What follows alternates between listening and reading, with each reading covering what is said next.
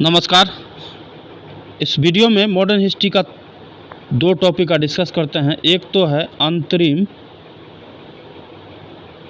सरकार का गठन जो हुआ 1946 में। कब हुआ? 1946 में। सेकेंड है इसमें भारत का विभाजन एवं स्वतंत्रता।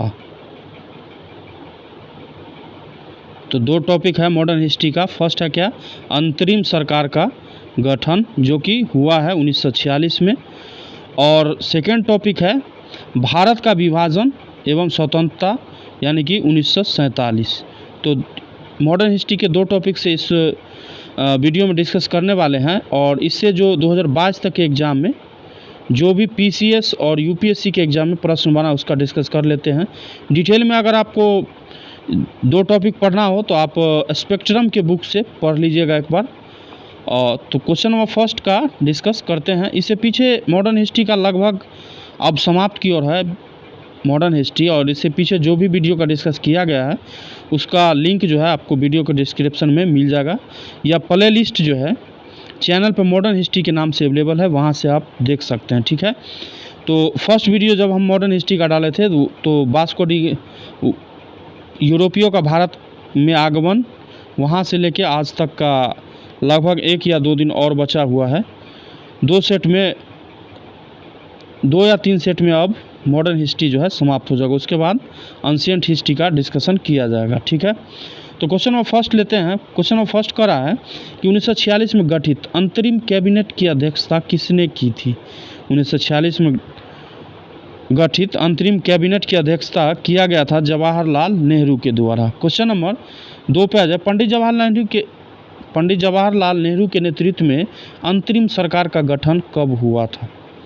तो ये हुआ था सितंबर 1946 ईस्वी में। क्वेश्चन नंबर 3 का रहा है कि जवाहरलाल नेहरू के अधीन एक अंतरिम सरकार का गठन कब हुआ था? तो क्या हो जाएगा? इसका भी हो जाएगा सितंबर 1946 में। क्वेश्चन नंबर 4 का रहा है कि 1946 में बनी अंतरिम सरकार में डॉक्टर राजेंद्र प्रसाद के पास कौन सा विभाग दिया गया था? तो क्या दिया गया था? खाद्य एवं कृषि मंत्रालय। क्वेश्चन नंबर 5 पे आ जाए। अंतरिम सरकार 1946 में रेल मंत्रालय का कार्य कौन देखता था, या रेल मंत्रालय किसे सौंपा गया था? तो क्या हो जाएगा? आसफ अली को रेल मंत्रालय और परिवहन विभाग जो है सौंपा गया था। क्वेश्चन नंबर 6 का रहा है कि जब 1946 में भारतीय मुस्लिम लीग को अंतरिम सरकार में सम्मिलित किया गया तब लियाकत अली खां को जो विभाग दिया गया था वो विभाग था। तो इसमें जो है इनको विभाग कंसीडर किया गया था वित्त मंत्रालय, फिनांस मिनिस्ट्री। क्वेश्चन नंबर 7 का रहा है निम्नलिखित में से कौन नेहरू की अंतरिम सरकार 1946 में वित्त मंत्री था? तो इसका भी क्या हो जाएगा? लियाकत अली खां। क्वेश्चन नंबर 8 का रहा है निम्नलिखित में से कौन अंतरिम सरकार का सदस्य नहीं था? अंतरिम सरकार का सदस्य नहीं था तो ये थे doctor BR Ambedkar. D option सही है। क्वेश्चन नंबर आगे आ जाइए। क्वेश्चन नंबर 9 का रहा है कि निम्नलिखित में से कौन सितंबर 2 1946 को गठित अंतरिम सरकार में मंत्री नहीं थे? यानी कि अंतरिम सरकार का गठन जब 2 सितंबर 1946 को हुआ था तो सरकार में मंत्री नहीं थे। तो एक तो अबुल कलाम आज़ाद भी मंत्री नहीं थे, और एक लियाकत अली खां भी मंत्रालय इनके पास नहीं था। यानी कि बी एंड सी उत्तर इसका सही हो जाएगा। क्वेश्चन नंबर 10 पे आ जाए। 1946 के चुनाव के पश्चात मुस्लिम लीग ने किस प्रांत में अपनी सरकार बनाई थी? तो क्या हो जाएगा? बंगाल में। क्वेश्चन नंबर 11 पे आ जाए। निम्नलिखित में से कौन सी तिथि मुस्लिम लीग सीधी कार्रवाई दिवस हेतु सुनिश्चित की गई थी? निम्नलिखित में से कौन सी तिथि मुस्लिम लीग के द्वारा सीधी कार्रवाई दिवस हेतु जो है सुनिश्चित किया गया था? तो इसका क्या हो जाएगा? 16 अगस्त 1946। तो टोटल जो है इस अंतरिम सरकार के गठन से टोटल जो है 11 प्रश्न बना। अब हम डिस्कस करते हैं भारत का विभाजन एवं स्वतंत्रता, भारत का विभाजन एवं स्वतंत्रता, इसको आप एक बार डिटेल में पढ़ लीजिएगा वीडियो रोक के।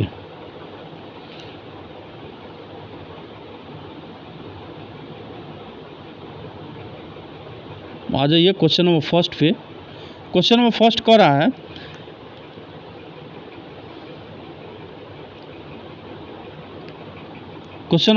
रहा है कि जब भारत को स्वतंत्रता प्राप्त हुई थी, यूके के में निम्न में से किस एक पार्टी की सत्ता थी? तो इसका सही उत्तर हो जाएगा लेबर पार्टी का, UK, United kingdom. It mean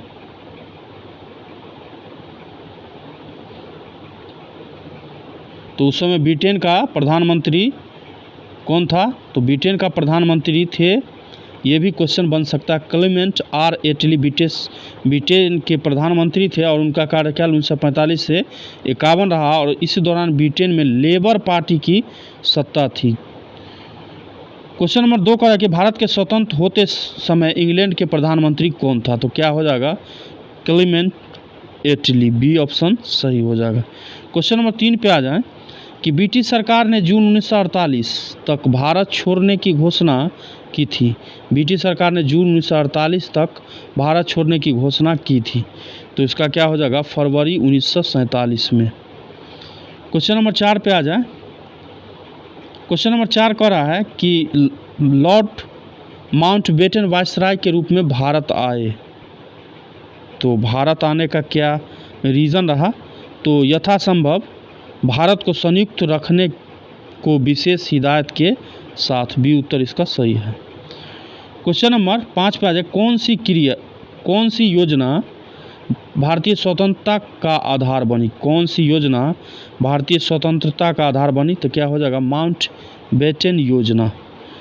question number 6 का है माउंटबेटन योजना आधारित थी। माउंटबेटन योजना जो है आधारित थी, तो एक तो आधारित था यह सत्ता के हस्तांतरण से और एक देश का विभाजन से, यानी कि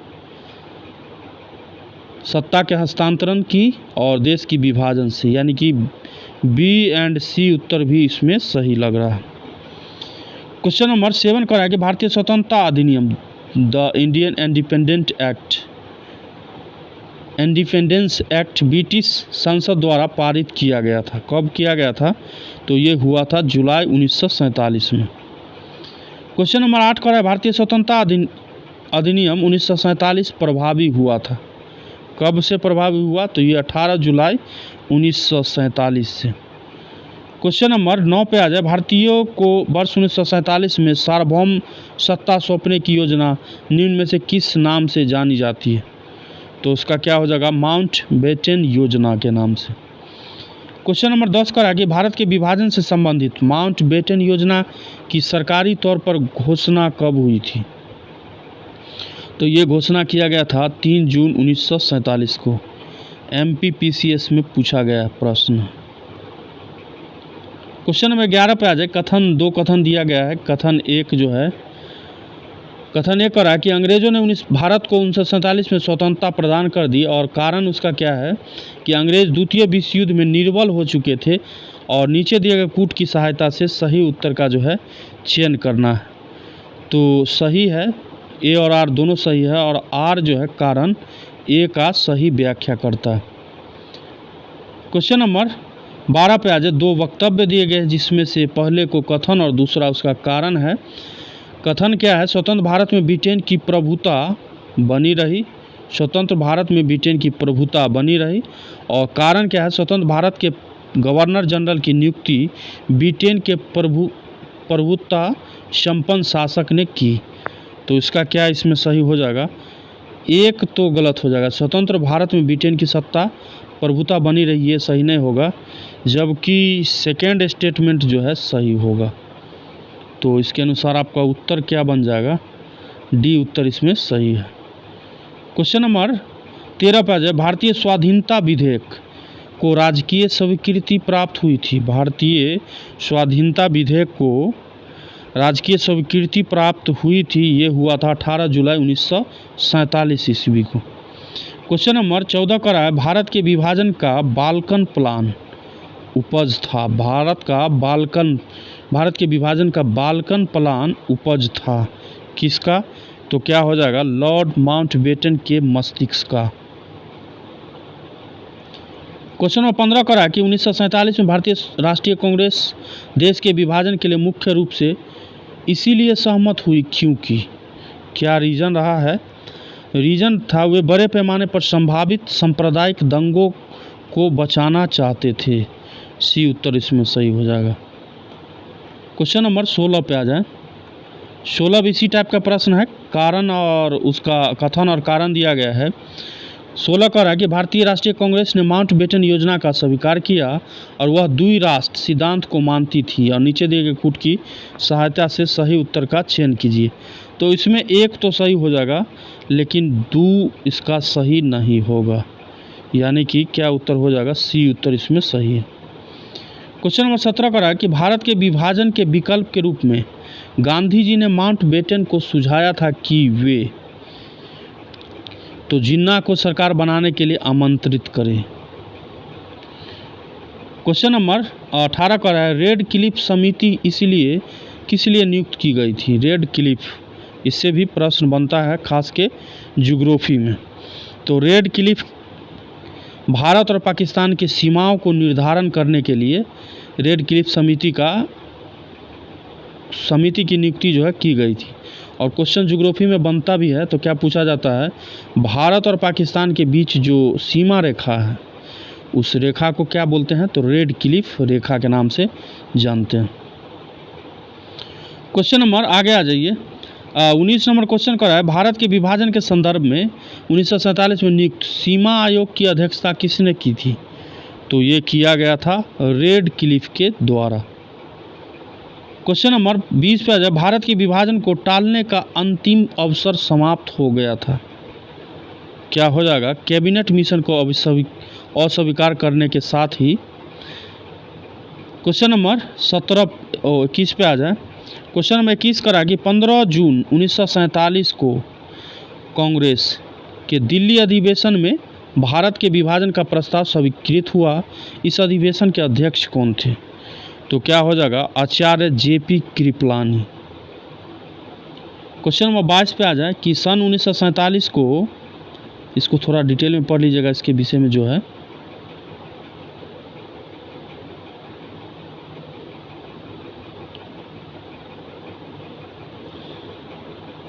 क्वेश्चन नंबर 22 कह रहा है कि सन 1947 के भारतीय राष्ट्रीय कांग्रेस के दिल्ली अधिवेशन की अध्यक्षता किसने की थी? सन 1947 के भारतीय राष्ट्रीय कांग्रेस के दिल्ली अधिवेशन की अध्यक्षता किया गया था जेपी कृपलानी के द्वारा। क्वेश्चन नंबर 23 कह रहा है कि नई दिल्ली में 1947 में आयोजित अखिल भारतीय कांग्रेस समिति की बैठक में निम्नलिखित में से किसने विभाजन के प्रस्ताव का समर्थन किया था? तो इसका क्या हो जाएगा? अबुल कलाम आज़ाद। क्वेश्चन नंबर 24 करा कि निम्नलिखित में से किसने 1947 के कांग्रेस कमेटी की बैठक द्वारा विभाजन के प्रस्ताव को पारित होने को राष्ट्रवाद का संप्रदायवाद के पक्ष में समर्पण के रूप में लिया? तो इसका क्या हो जाएगा? डॉक्टर किचलू। क्वेश्चन नंबर 25 करा कि अखिल भारतीय कांग्रेस कमेटी की 14 से 15 जून 1947 को संपन्न हुई बैठक में भारत विभाजन के विपक्ष में किसने मतदान किया था? तो क्या हो जाएगा? खान अब्दुल गफ्फार खां। क्वेश्चन नंबर आगे आ जाइए। 26 नंबर प्रश्न करा है कि 14 से 15 अगस्त 1947 के मध्य रात्रि को अंतरिम संसद के रूप में किसने सत्ता ग्रहण की? तो क्या हो जाएगा? संविधान सभा।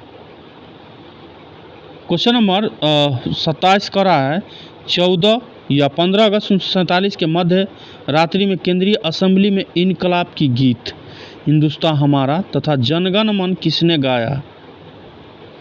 तो ये गाया गया था सुचेता कृपलानी के द्वारा। क्वेश्चन नंबर आगे आ जाइए। 28 नंबर प्रश्न कह रहा है कि पहले अवसर पर भारत के प्रधानमंत्री की नियुक्ति की थी। तो क्या हो जाएगा? गवर्नर जनरल ने। और तत्कालीन गवर्नर जनरल कौन थे? Lord Mountbatten. क्वेश्चन नंबर 29 कर रहा है स्वतंत्र भारत के प्रथम गवर्नर जनरल कौन थे? तो क्या हो जाएगा लॉर्ड माउंटबेटन। और भारतीय गवर्नर जनरल अगर पूछ ले, ये भी क्वेश्चन एग्जाम में बनता है कि स्वतंत्र भारत के प्रथम गवर्नर जनरल कौन थे, तो लॉर्ड माउंटबेटन हो जाएगा 1947 से 48। और प्रथम भारतीय गवर्नर जनरल हो जाएगा चक्रवर्ती राजगोपालाचारी, 1948 से 50 तक इनका टाइम पीरियड था। क्वेश्चन नंबर 30 करा कि निम्नलिखित में से कौन स्वतंत्र भारत का प्रथम गवर्नर जनरल था? तो इसका भी सही उत्तर क्या हो जाएगा लॉर्ड माउंटबेटन। क्वेश्चन नंबर आगे आ जाइए, स्वतंत्र भारत का अंतिम गवर्नर जनरल कौन था? तो इसका भी सही उत्तर इसका क्या हो जाएगा स्वतंत्र भारत का अंतिम गवर्नर जनरल कौन था? तो ये हो जाएगा सी राजगोपालाचारी। क्वेश्चन नंबर 22 का है स्वतंत्र भारत, और 32 का रहा है स्वतंत्र भारत के पहले भारतीय गवर्नर जनरल थे। तो क्या हो जाएगा इसका सी राजगोपालाचारी, यानी कि ऑप्शन नंबर ए इसका सही हो जाएगा। क्वेश्चन नंबर आगे आ जाइए, भारत के प्रथम एवं अंतिम गवर्नर जनरल, देख रहे हैं ना क्वेश्चन एक ही प्रश्न को अलग अलग टाइप से पूछ रहा है। तो भारत का प्रथम एवं अंतिम भारतीय गवर्नर जनरल तो सी राजगोपालाचारी। क्वेश्चन नंबर 34 करा कि भारत का अंतिम वायसराय कौन था? वायसराय के विषय में पूछा गया है, तो क्या हो जाएगा लॉर्ड माउंटबेटन। क्वेश्चन नंबर 35 करा कि स्वतंत्र भारत के प्रथम विधि मंत्री थे? स्वतंत्र भारत के प्रथम विधि मंत्री डॉक्टर बी.आर. अम्बेडकर।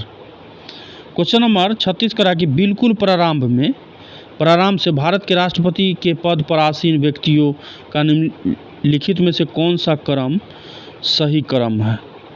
तो इसका सही क्रम हो जाएगा राजेंद्र प्रसाद, एस राधाकृष्णन, जाकिर हुसैन, उसके बाद बी.बी. गिरी।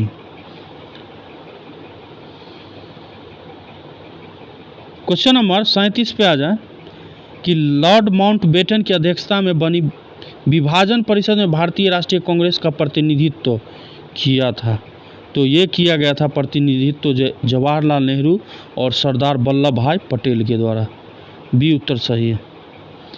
क्वेश्चन नंबर 38 करा कि माउंटबेटन योजना जून 1947 ने निम्नलिखित में से किस या किन प्रांतों में लोक निर्णयार्थ संतुति की थी? तो इसका क्या हो जाएगा सिंध में भी, उत्तर पश्चिम सीमांत में भी और बलूचिस्तान में भी, यानी कि उपयुक्त में से सभी उत्तर सही है। क्वेश्चन 39 करा कि भारत के विभाजन के समय भारतीय राष्ट्रीय कांग्रेस के अध्यक्ष थे? तो कौन अध्यक्ष थे? तो ये थे जे.पी. कृपलानी। क्वेश्चन नंबर आगे आ जाइए 40 नंबर प्रश्न पे। 40 नंबर प्रश्न करा है कि 15 अगस्त 1947 को निम्नलिखित में से कौन भारतीय राष्ट्रीय कांग्रेस का अध्यक्ष था? तो क्या हो जाएगा जे.पी. कृपलानी। क्वेश्चन नंबर 41 करा कि भारतीय राष्ट्रीय कांग्रेस के 1946 में मेरठ में आयोजित अधिवेशन की अध्यक्षता किसने की थी? तो इसका भी क्या उत्तर हो जाएगा जे.बी. कृपलानी। क्वेश्चन नंबर 42 करा कि अंग्रेजों द्वारा भारतीयों को 1947 में सत्ता हस्तांतरित किए जाने के समय कांग्रेस अध्यक्ष कौन था? तो क्या हो जाएगा जे.बी. कृपलानी। क्वेश्चन नंबर 43 करा है कि अगस्त 1947 में स्वतंत्रता दिवस के समारोहों में निम्नलिखित में से कौन नेता कहीं भी सम्मिलित नहीं हुआ? तो ये थे महात्मा गांधी। क्वेश्चन नंबर 44 कह रहा है कि संविधान को 26 जनवरी के दिन लागू करने का निर्णय इसीलिए किया गया क्योंकि, देखते हैं ऑप्शन क्या दिया, यह एक शुभ दिन था। तो इसका क्या हो जाएगा कांग्रेस ने स्थिति को 1930 में स्वतंत्रता दिवस के रूप में मनाया था, इसी के वजह से। क्वेश्चन नंबर आगे आ जाइए। क्वेश्चन नंबर 45 कह रहा है कि भारतीय राष्ट्रवाद ब्रिटिश राज का शिशु था, यह कथन किसका है? भारतीय राष्ट्रवाद ब्रिटिश राज का शिशु था, यह कथन जो है आर कोपलैंड के द्वारा दिया गया था। क्वेश्चन नंबर 46 करा कि निम्नलिखित में से किसने कहा कि ब्रिटिश शासन की सबसे अधिक महत्वपूर्ण उपलब्धि भारत का एकीकरण था। ये स्टेटमेंट है के.एम. पनिक्कर का। क्वेश्चन नंबर 47 कर रहा है कि भारतीय स्वतंत्रता के समय अंग्रेजी महाराज था, तो क्या हो जाएगा? जॉर्ज सस्टम। तो टोटल जो है 47 प्रश्नों का डिस्कस किया हमने। भारत का विभाजन एवं स्वतंत्रता, और इससे पीछे हमने डिस्कस किया अंतरिम सरकार का गठन। तो इस वीडियो में मॉडर्न हिस्ट्री का 2 पॉइंट का डिस्कस किया गया है, अंतरिम सरकार का गठन और भारत का विभाजन एवं स्वतंत्रता। ठीक है, आशा करते हैं कि वीडियो पसंद आया होगा। पसंद आता है तो प्लीज़ चैनल को ज़रूर सब्सक्राइब कर ले और वीडियो को लाइक ज़रूर करें। मिलते हैं इसके नेक्स्ट वीडियो में, जो होगा भारत का संवैधानिक विकास। संविधान से कुछ प्रश्न रहने वाला है और ये आप पॉलिटी में भी पढ़ सकते हैं। इसका बहुत सारा प्रश्न आपको पॉलिटी में भी देखने को मिल जाएगा और बहुत सारा प्रश्न आपको हिस्ट्री में भी देखने को मिल जाएगा। तो हिस्ट्री अगर डिटेल में पढ़ना हो तो आप मॉडर्न हिस्ट्री में स्पेक्ट्रम से ज़रूर पढ़ें, और अगर पॉलिटी पढ़ते हैं तो लक्ष्मीकांत से ज़रूर पढ़ें। ठीक है, तो मिलते हैं इसके नए वीडियो में, तब तक के लिए नमस्कार।